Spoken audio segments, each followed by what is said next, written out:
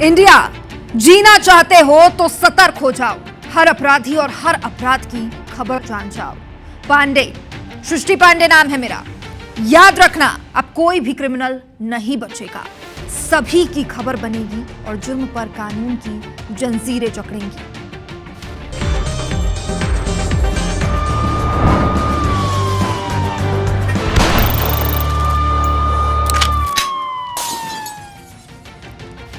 वो सिर्फ 17 साल की थी, लेकिन नशे की लत उस पर इस तरीके से हावी हो चुकी थी कि पैसों की कमी और नशे की जरूरत दोनों ही उसे अंदर ही अंदर खत्म कर रहे थे। ड्रग्स के लिए पैसे चाहिए थे, पैसों के लिए उसने मर्दों को अपनाया, जिस्म बेचना शुरू किया। उसने एक नहीं, दो नहीं, बल्कि कई मर्दों के साथ सेक्स किया। लेकिन यह सेक्स उस लड़की के लिए नहीं, बल्कि उन मर्दों के लिए खतरा बन गया जिन्होंने उसके साथ अपनी जिस्मानी संबंध मिटाए, क्योंकि वो HIV पॉजिटिव थी।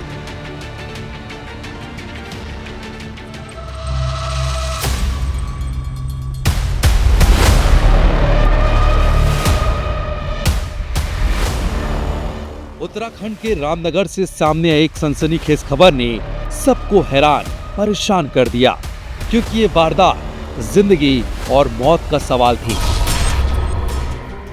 एक 17 साल की नाबालिग लड़की जो नशे की आदी थी, उसकी वजह से पिछले 1.5 साल में करीब 19 मर्द HIV जैसे खतरनाक बीमारी से संक्रमित हो गए।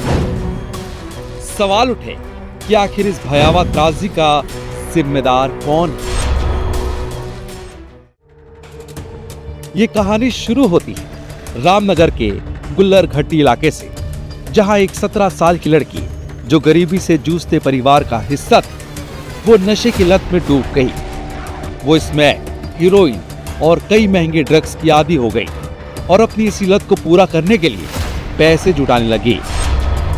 पैसों के लिए उसने कई मर्दों के साथ सेक्स किया और ये सिलसिला कई महीनों तक यूं ही चलता रहा। लेकिन इस केस में सबसे ज्यादा भयावह बात यह थी कि ये लड़की HIV पॉजिटिव थी। ये लड़की जिन मर्दों के साथ सेक्स करती, उन्हें इस बात की भनक भी नहीं थी कि वो जिस लड़की के जिस्म से अपनी भूख मिटा रहे हैं, वो उनको मौत के मुहाने पर ले आई है। ये मामला तब उजागर हुआ जब इलाके में कई युवक बीमार पड़ने लगे और जब उनकी जांच हुई तो वो हैरान रह गए। स्वास्थ्य विभाग ने जब इससे जुड़ी केस स्टडी की तो जो सच्चाई सामने आई, सबके होश पाकता हो गए। इनमें से कुछ ऐसे भी मर्द थे जो शादीशुदा थे और उनकी पत्नियों को इस वायरस ने अपने चपेट में ले लिया। इस खबर के सामने आते ही पूरा इलाका सख्ते में है। जो इस लड़की से मिले भी नहीं, वो भी अब खुद पर शक कर रहे हैं। लेकिन इस मामले में सबसे बड़ा सवाल ये है कि क्या इन पुरुषों को सिर्फ पीड़ित माना जाए या वे भी इस अपराध के दोषी हैं? ये पहला केस नहीं जब इस तरह सेक्स और उसके बाद मर्द HIV पॉजिटिव हुए हैं। ऐसे कई केस पहले भी सामने आ चुके हैं। सेक्स और HIV संक्रमण। गोरखपुर यूपी, एक विधवा महिला जो अपने पति से HIV संक्रमित थी, 3 साल तक 13 मर्दों से यौन शोषण का सामना करना पड़ा। ये मर्द, जिनमें से एक गांव का प्रधान भी शामिल था, विधवा पेंशन और राशन कार्ड के लिए सेक्स की मांग करता। बाद में इन 13 मर्दों को HIV पॉजिटिव पाया गया।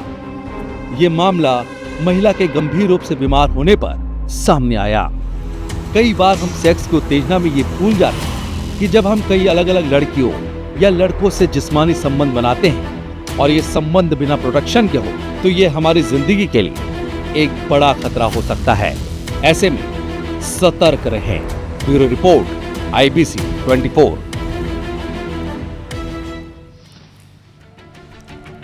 जिंदगी गुलजार थी, एक तरफ बीवी तो दूसरी तरफ एक और यार थी। यह सिलसिला यूं ही चल रहा था। कमरे की बत्तियां बंद, फिर भी गर्मी बढ़ी हुई थी। लेकिन अचानक कोई गेट खटखटाता है। पप्पू खड़ा होता है और सोचता है कि किसकी इतनी हिम्मत जो रोमांस में दखल दे रहा है। वो दरवाजा खोलता है। दरवाजा खुलते ही पूरा इलाका डोलता है। थोड़ा ज्यादा हो गया, लेकिन ठीक है। ये रिपोर्ट देखिए और माजरा समझिए।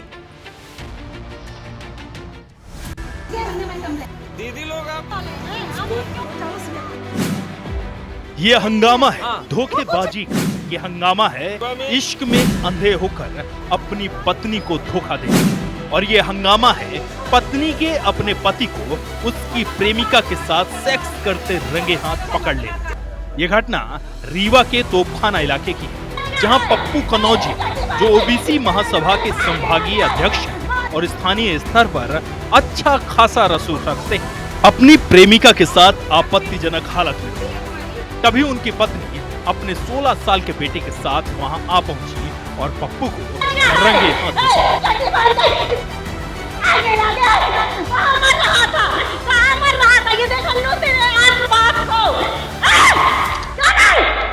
गुस्से में आग बबूला पत्नी प्रेमिका की जमकर पिटाई, जबकि पप्पू कनौजिया मौके से भाग गया। पत्नी ने बताया कि पप्पू का इस महिला के साथ लंबे वक्त से नाजायज संबंध है और ये महिला खुद भी पहले से शादीशुदा है, जिसका एक 17 साल का बेटा भी। पप्पू का बेटा, जो इस ड्रामे का गवाह बना, उसने भी अपने पिता के इस रिश्ते की पुष्टि की। यहाँ बिछिया में आते थे, चिरौला की है, इसका भी 17 साल का लड़का है। अच्छा, 7 साल से संबंध था, मुझे 3-4 साल से पता था। इसका संबंध है पप्पू कनौजिया के साथ और मैं उनका लड़का हूँ। अच्छा, और ये दोनों पकड़े गए हैं आज चौथी बार, पुलिस में केस हो रखा है। पप्पू कनौजिया का इलाके में रसूख ऐसा था कि आसपास के लोग उनके खिलाफ बोलने से कतराते थे, लेकिन जब पत्नी ने खुद उन्हें रंगे हाथों पकड़ा तो उनका ये राज खुल गया। घटना की सूचना मिलते ही देर रात तक कॉलोनी में लोगों का हुजूम उमड़ पड़ा और जमकर हंगामा हुआ। सूचना मिलने पर बिछिया थाना पुलिस मौके पर पहुंची और मामले को शांत कराया। पुलिस ने बताया कि शिकायत और कुछ वीडियो फुटेज के आधार पर जांच शुरू कर दी गई है। थाना बिछिया में एक महिला आवेदन लेकर उपस्थित हुई है कि उनके पति के किसी के साथ संबंध है। इस संबंध में हंगामा भी हुआ है, ऐसा पता चला है। वीडियो अभी हम लोगों को भी देखने को मिला है, इसके संबंध में भी जांच जारी है। ये घटना न केवल एक पारिवारिक विवाद को उजागर करती है, बल्कि सामाजिक और नैतिक सवाल भी उठाती है।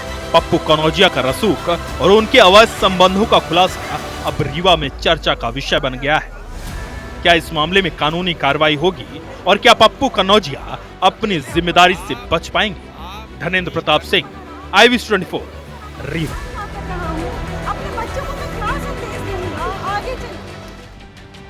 वो बेहद शातिर था, दिमाग ऐसा जिसके जरिए बुना हर जाल कामयाब होता। पहले वो लव के जाल में फंसाता, उनके साथ सेक्स कर अपने काबू में उन्हें करता और शादी का वादा कर लड़की और उसके परिवार को भरोसे में लेता। फिर शुरू होता धोखे और लूट का खेल। रायपुर में पकड़े गए इस ठग की एक खासियत थी, या कहे एक पैटर्न था।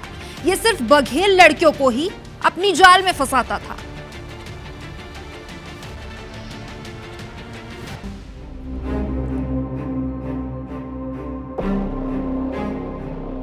हथकड़ियों में जकड़ा ये शख्स दिखने में जितना मामूली, उतना ही शैतानी दिमाग और शातिर है। ये वो शख्स है जिसने फेसबुक और इंस्टाग्राम जैसे सोशल मीडिया प्लेटफॉर्म्स के जरिए सैकड़ों लड़कियों को अपना शिकार बनाया। खुद को PWD में सिविल इंजीनियर बताकर ये पहले दोस्ती करता, फिर शादी का झांसा देकर युवतियों को और उनके परिजनों को भरोसे में लेता। उसके बाद उनके साथ जिस्मानी संबंध बनाकर उनको इमोशनली अटैच करता, और जब ये लड़कियां पूरी तरह इसके काबू में आ जाती, तब शुरू होता था इसका शैतानी खेल। जयप्रकाश बघेल करके एक आरोपी का नाम है। इनके द्वारा सबसे सर्वप्रथम थाना पुरानी बस्ती में मामला आया था कि पीड़िता के साथ इसने सबसे पहले फेसबुक से दोस्ती किया। दोस्ती करने के बाद एक ही समाज, एक ही कास्ट का होने का झांसा दे करके उसी क्रम में उसे शारीरिक संबंध भी बनाया इसने, और अपनी निजी आवश्यकता बताते हुए सबसे पहले इसने उनके कुछ लगभग 3.5 लाख रुपए उसे फ़ोनपे के माध्यम से प्राप्त किया, और लगभग 1 लाख की ज्वेलरी इसने इनसे हड़प लिया था। जयप्रकाश नाम का ये शख्स बिलासपुर के तख्तपुर का रहने वाला है। ये लड़कियों से झूठी कहानियां गढ़कर, जैसे कार एक्सीडेंट या किसी निजी समस्या में फंसा हुआ बताकर लाखों रुपए ठग लेता था। डोंगरगढ़ में जयप्रकाश ने एक युवती से दोस्ती कर शादी का वादा किया, और फिर कार एक्सीडेंट का बहाना बनाकर 7,35,000 रुपए ठग लिए। इसके बाद युवती को ब्लॉक कर दिया। रायपुर में भी उसने एक अन्य युवती से 3.5 लाख रुपए नगद और 1 लाख की जेवर ठगी। पीड़िता को जब पता चला कि जयप्रकाश पहले से शादीशुदा है तो उसने पुरानी बस्ती थाने में रेप और ठगी की शिकायत दर्ज कर। इतना ही नहीं, इस शातिर ने एक निजी बैंक से भी करोड़ों के सोने के नाम पर लाखों रुपए ठग लिए, जिसकी जांच रायपुर कोतवाली पुलिस कर रही है। इसी जांच क्रम में ये पता चला कि उक्त आरोपी के द्वारा डोंगरगढ़ में ही किसी युवती को अपने आप को PWD का इंजीनियर बताते हुए शादी का ऑफर किया था। एक्सीडेंट का बहाना बनाते हुए लगभग 8 लाख रुपए उनसे भी ठगा था। तो इस प्रकार से दोनों जो डोंगरगढ़ टीम है और पुरानी बस्ती टीम है लगातार आरोपी का पतासाजी करते हुए सबसे पहले इनकी अरेस्टिंग डोंगरगढ़ पुलिस के द्वारा की गई थी, जहां पे थाना पुरानी बस्ती के द्वारा उनका प्रोडक्शन वारंट जारी कराकर अभी पुलिस रिमांड में लिया गया है। पुरानी बस्ती थाना पुलिस ने जयप्रकाश बघेल को 2 दिन की रिमांड पर लिया है। पुलिस को शक है कि पूछताछ में और भी सनसनीखेज खुलासे हो सकते हैं। ये मामला एक बार फिर सोशल मीडिया पर सतर्कता बरतने की चेतावनी देता है और आपको सतर्क करता है कि आजकल हर रिश्ते में अंधा भरोसा आपके लिए खतरनाक हो सकता है। तहसीन जैदी, IBC 24, रायपुर। कहते हैं पैसा इस दौर की सबसे बड़ी जरूरत है। ये पैसा रिश्तों को मजबूत कर सकता है और रिश्तों को खत्म भी। छिंदवाड़ा में खत्म किया गया और सिर्फ रिश्ता ही खत्म नहीं हुआ, रिश्ते में सांस लगने वाली महिला को भी बेरहमी से खत्म कर दिया गया।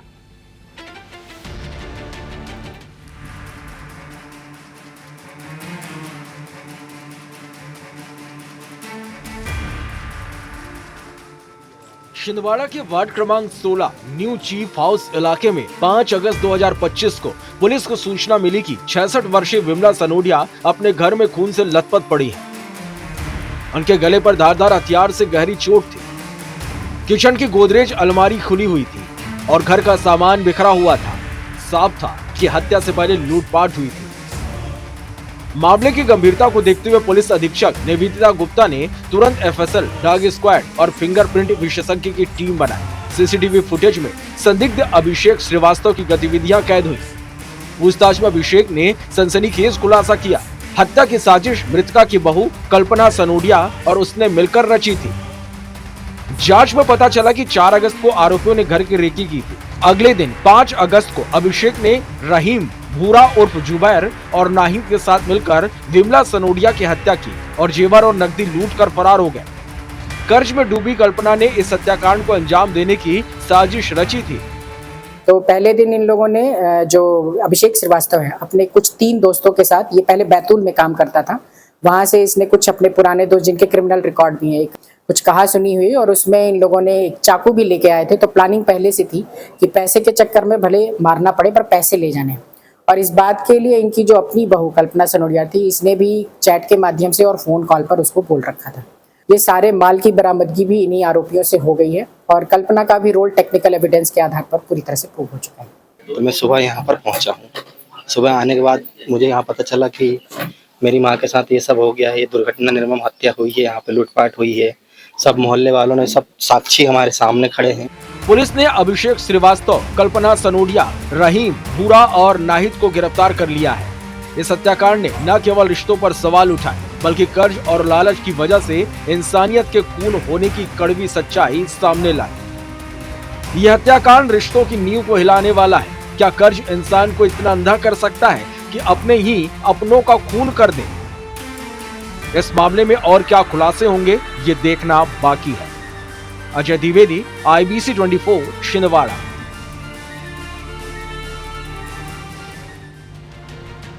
छत्तीसगढ़ में डिजिटल अरेस्ट की वारदातें कम होने का नाम नहीं ले रही। इस बार शातिर ठगों ने रायपुर के एक प्रोफेसर को अपना शिकार बनाया। उन्हें 1 महीने तक डिजिटल अरेस्ट करके रखा, उनसे लाखों रुपए ऐंठ लिए। कौन है ये प्रोफेसर और ठगों ने उन्हें कैसे अपना शिकार बनाया, इस रिपोर्ट में देखिए।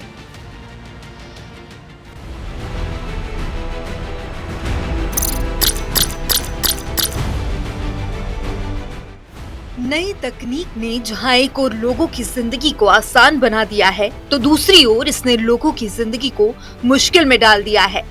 साइबर ठगी और डिजिटल अरेस्ट के बढ़ते मामलों ने छत्तीसगढ़ के लोगों की चिंता बढ़ा दी है। इस बार शातिर ठगों ने शिकार बनाया है शासकीय इंजीनियरिंग कॉलेज के प्रोफेसर को। रायपुर के भाटा गांव में रहने वाले प्रोफेसर संतोष दबड़घाव को साइबर ठगों ने 19 जून 2025 को फोन किया और खुद को कर्नाटक का पुलिस अधिकारी बताते हुए उन्हें डराया धमकाया। फर्जी एफआईआर की कॉपी भेजी और कहा कि आपके बैंक खातों का उपयोग मनी लॉन्ड्रिंग और मानव तस्करी से जुड़े अपराधों में किया गया है। साथ ही उनसे कहा कि इस अपराध का मुख्य आरोपी सदाकत खान नामक व्यक्ति है, जो कॉलेज से पास आउट युवाओं को विदेश में नौकरी का झांसा देकर फंसाता है, जिन्हें कंबोडिया भेजा गया है और वो वापस नहीं लौटे। इस तरह से शातिर ठगों ने प्रोफेसर को डराया धमकाया और उन्हें 1 महीने तक डिजिटल अरेस्ट कर रखा और उनसे 88 लाख रुपए ठग लिए। तस्दीक करने के दौरान उसके घर में जाने पर ये पता चला कि लगातार बात की है कि आपको कोई समस्या है, आपको कोई परेशानी है, आपको कोई लगातार हैवी अमाउंट्स आपके अकाउंट से ट्रांजैक्शन हो रहे हैं। तो उनके द्वारा लगा कि शायद अरेस्टिंग करने ही आए हैं। इस टाइप का चीज़ों को उस समय सत्यता नहीं बताया गया। तो हमारी टीम के द्वारा बड़े सद्भावनापूर्वक उनको अपना नंबर, थाना प्रभारी का नंबर, बिलासपुर क्राइम का नंबर, जहाँ पे उसको सहजता फील हो, इसलिए उनने नंबर जब छोड़ के आया तब उनको ये एहसास हुआ कि जो अभी तक के मेरे साथ जो घटना था वो कहीं न कहीं ये एक 420 का घटना था। जब तक पीड़ित प्रोफेसर को ठगी का एहसास हुआ तब तक काफी देर हो चुकी थी और प्रोफेसर लुट चुके थे। इस तरह के ट्रांजैक्शन देखते हुए क्राइम ब्रांच बिलासपुर भी अलर्ट मोड में थी। इसके बाद जब Raipur crime branch police location trace कर प्रोफेसर के घर पहुंची तो पूछताछ की तो उन्होंने कुछ भी बताने से इनकार कर दिया। फिलहाल पुरानी बस्ती थाना पुलिस ने अज्ञात शातिर ठगों के खिलाफ धोखाधड़ी समेत कई धाराओं में एफआईआर दर्ज कर मामले की जांच शुरू कर दी है। इस प्रकार से कहीं से भी आपको फ़ोन आता है तो कृपया करके आप एक बार लोकल पुलिस से अपने संपर्क करें और वस्तु स्थिति आपको लोकल पुलिस निसंदेह आपको पूरी बताएंगे और एक हम्बल पर्सन की तरह आपको जांच में सहयोग करेंगे। इस प्रकार से जैसे कभी भी ऐसे जांच एजेंसियां आपको ऐसे फ़ोन नहीं करते हैं, तो आप सतर्क रहें, सावधान रहें और जब भी फ़ोन आए तो लोकल पुलिस से जरूर संपर्क करें। कुल मिलाकर शातिर ठगों के निशाने पर वो सभी लोग हैं जो जागरूक नहीं हैं, जबकि भारतीय कानून के मुताबिक डिजिटल अरेस्ट जैसी कोई प्रक्रिया नहीं है। ऐसे में सावधान रहें, सतर्क रहें, कभी भी झांसे में ना फंसें, नहीं तो आप भी ठगी का शिकार हो सकते हैं। और कभी भी ऐसा कुछ हो तो नजदीकी पुलिस स्टेशन में संपर्क कर शिकायत दर्ज कराएं। तहसीन जैदी, IBC 24, रायपुर।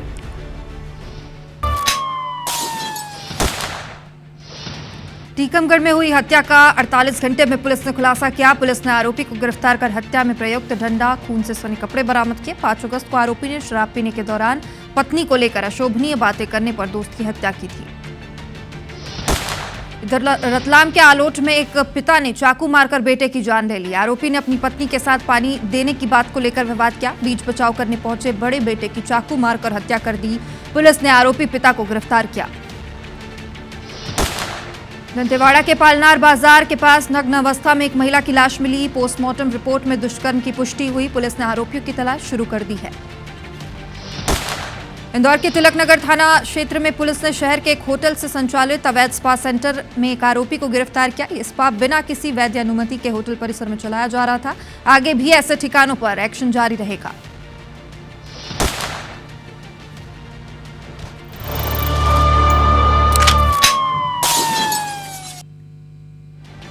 और इसी के साथ आज सिर्फ इतना ही। कल मिलेंगे एक ऐसी स्टोरी के साथ जिसका हर एक पन्ना दहशत और दरिंदगी से भरा है।